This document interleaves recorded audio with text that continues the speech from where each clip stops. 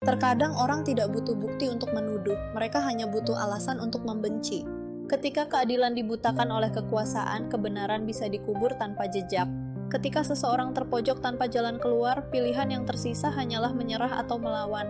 Hukum seharusnya melindungi rakyat kecil. Tapi bagaimana jika hukum justru menjadi alat untuk menindas mereka? Ketika kebenaran dihalangi oleh orang-orang yang berkuasa, siapa yang berani melawan akan menghadapi bahaya. Di sebuah kampung kecil di pinggiran kota, hiduplah seorang kakek bernama Rahmat. Ia sudah tua, tubuhnya ringkih, dan berjalan pun harus menggunakan tongkat kayu. Setiap hari, Rahmat mengumpulkan barang-barang bekas untuk dijual agar bisa membeli makan. Meski hidupnya sulit, ia tetap seorang pria yang jujur. Ia tidak pernah mencuri.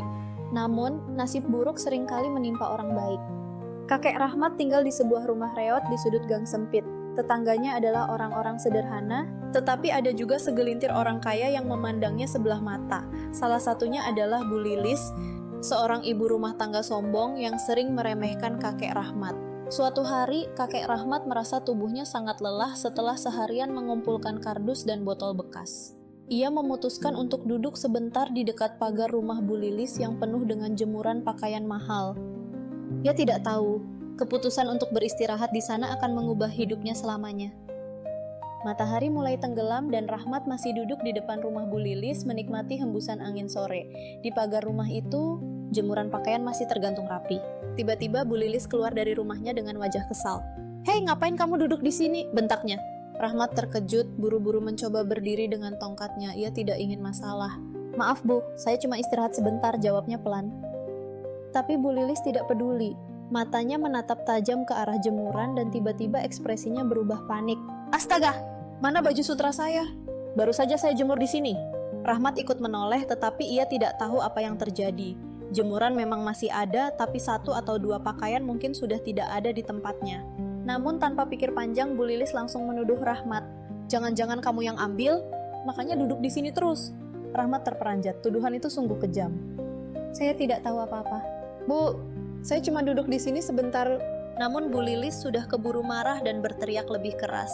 Para tetangga mulai berdatangan penasaran dengan kegaduhan yang terjadi. "Maling! Kakek ini maling jemuran!" Kakek Rahmat panik.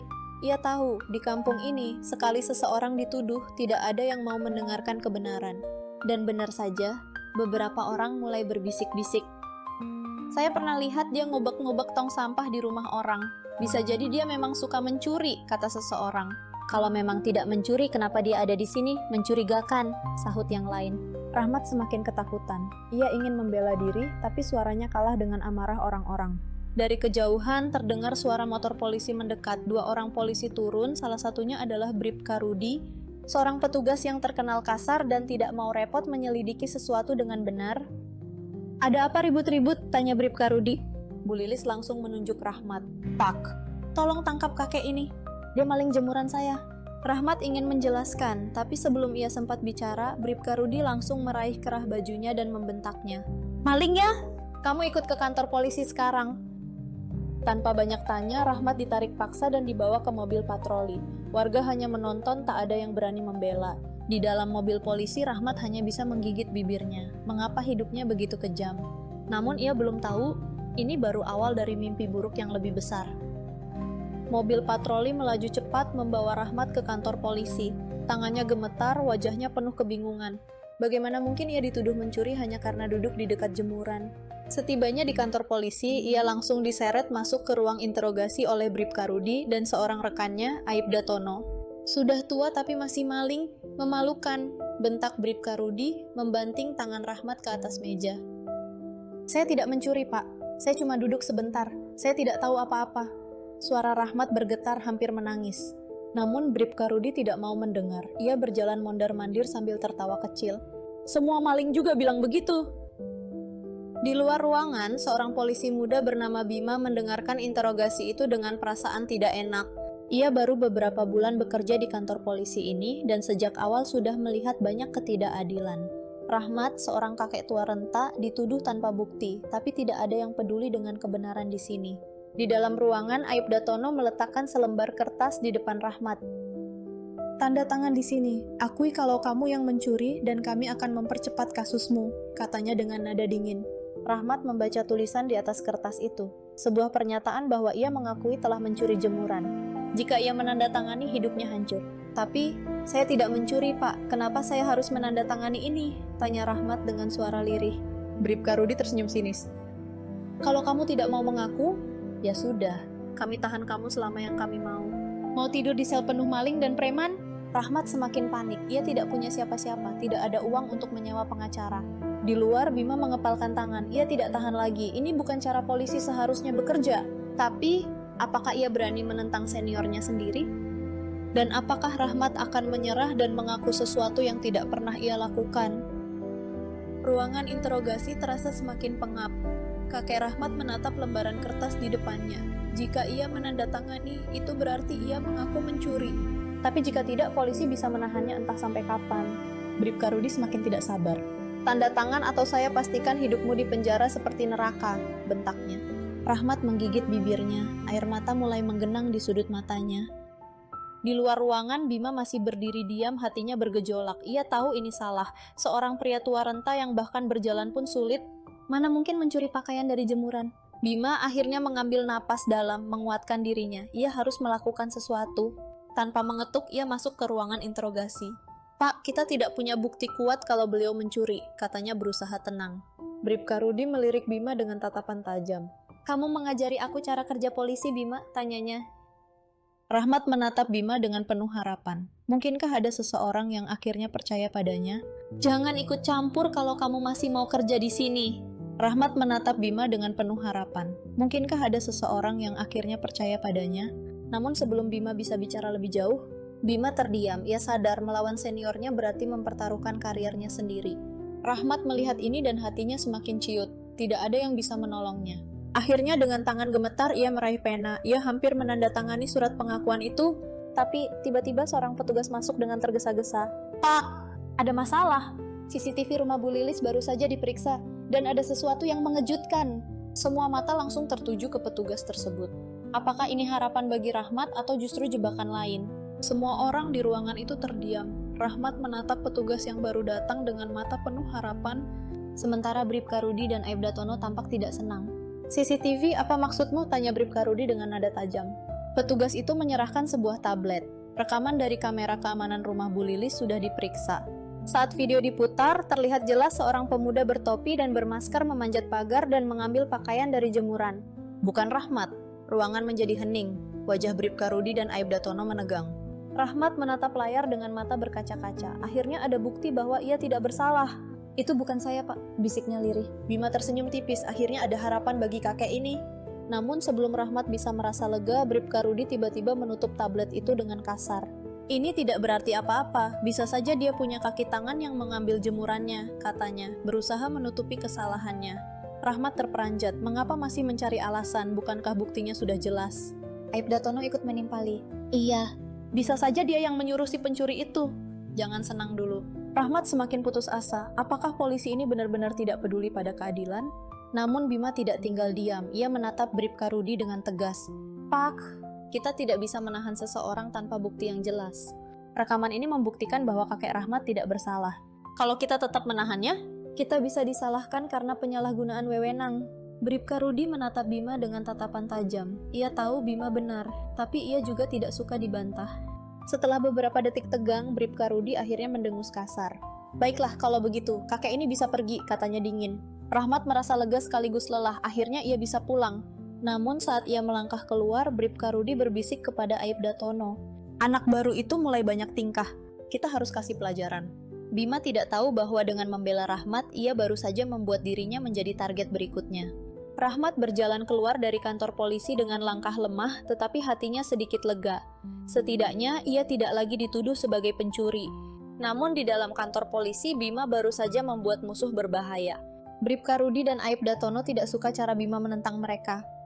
Anak baru itu kurang ajar, gumam Bribka Rudi sambil menyulut rokoknya. Dia pikir dia siapa? Sok jadi pahlawan? Aibda Tono tertawa kecil. Biarin aja, nanti kita buat dia kapok. Bima tidak menyadari bahwa ia sedang dalam bahaya. Malam harinya, saat ia pulang dari tugas, ia merasakan sesuatu yang aneh. Ada dua orang yang mengikutinya dari kejauhan. Ia mempercepat langkahnya, tetapi orang-orang itu juga ikut mempercepat langkah mereka. Saat Bima berbelok ke gang sepi, tiba-tiba dua orang itu menyerangnya dari belakang. Bima terjatuh ke tanah. Salah satu pria memeganginya, sementara yang lain menghantam perutnya dengan keras. "Kamu terlalu banyak ikut campur," bentak salah satu dari mereka. Bima tersadar mereka adalah preman yang sering bekerja sama dengan polisi-polisi korup di kantornya. "Jangan sok pahlawan, polisi di sini nggak suka sama orang yang sok suci," bentak yang lain. Mereka meninju Bima beberapa kali hingga bibirnya berdarah. Ia mencoba melawan, tetapi jumlah mereka lebih banyak. Namun tiba-tiba, seseorang berteriak dari ujung gang. "Hei, hentikan!" Preman-preman itu terkejut dan langsung kabur. Bima mengangkat kepalanya dan melihat kakek Rahmat berlari ke arahnya dengan tongkatnya. Rahmat telah menyelamatkan Bima. Namun ini baru permulaan. Bima sekarang tahu, ia tidak bisa tinggal diam. Ia harus melawan polisi korup yang ada di institusinya sendiri. Tapi bagaimana caranya ketika orang-orang yang seharusnya menegakkan hukum justru yang paling berbahaya? Bima duduk di rumah sederhana kakek Rahmat, wajahnya penuh luka lebam akibat serangan tadi malam. Rahmat menyodorkan kain dingin untuk mengompres pipinya. "Nak, kamu baik-baik saja?" tanya Rahmat khawatir. Bima mengangguk, tapi pikirannya berkecamuk. Ini bukan sekadar kasus pencurian jemuran lagi. Preman-preman itu jelas dikirim oleh seseorang dari kantor polisi. Dan kemungkinan besar itu ulah Bribka Rudi dan Aibda Tono.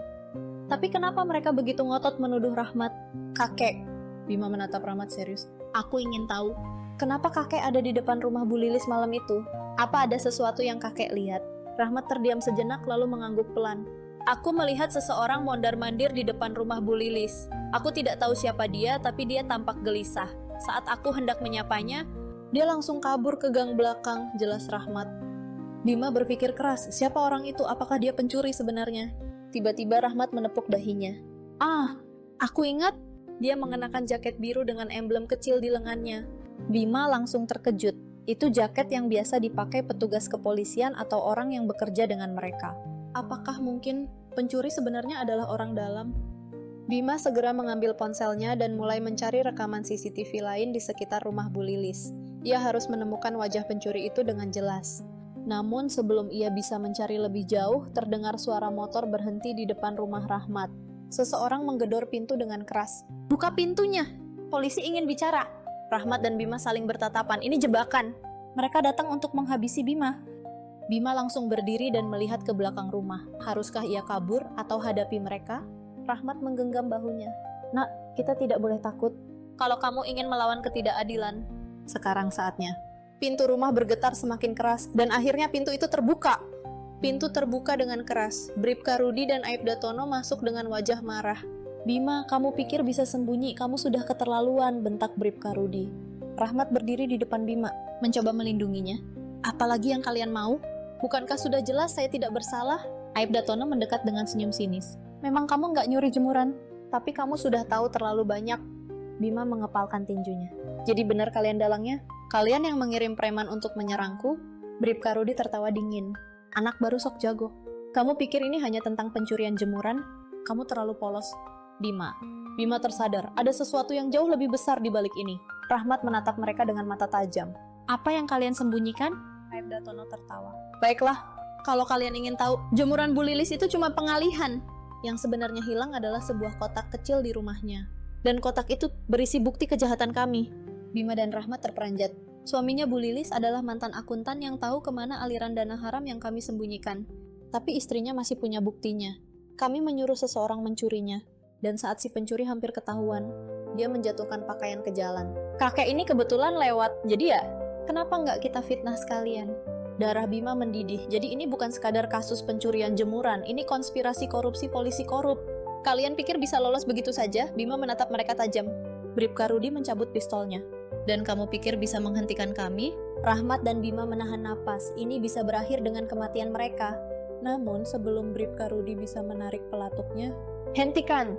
Pintu rumah kembali terbuka. Bu Lilis masuk bersama beberapa polisi dari divisi Propam. Mereka membawa rekaman CCTV dan saksi dari tetangga Bu Lilis. "Bribka Rudi, Aibda Tono, kalian ditangkap atas tuduhan penyalahgunaan wewenang, pemerasan, dan fitnah," seru salah satu petugas Propam. Bribka Rudi dan Aibda Tono pucat. Bima tersenyum tipis. "Kalian pikir aku nggak punya rencana cadangan? Aku sudah menghubungi Propam sebelum kalian datang. Kedua polisi korup itu akhirnya ditangkap." Rahmat meneteskan air mata.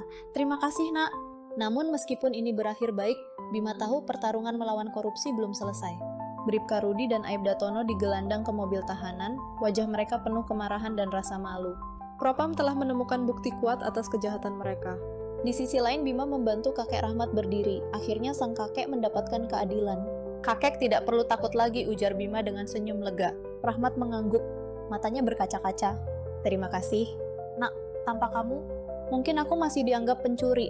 Namun saat semuanya tampak akan berakhir bahagia, seorang polisi senior mendekati Bima.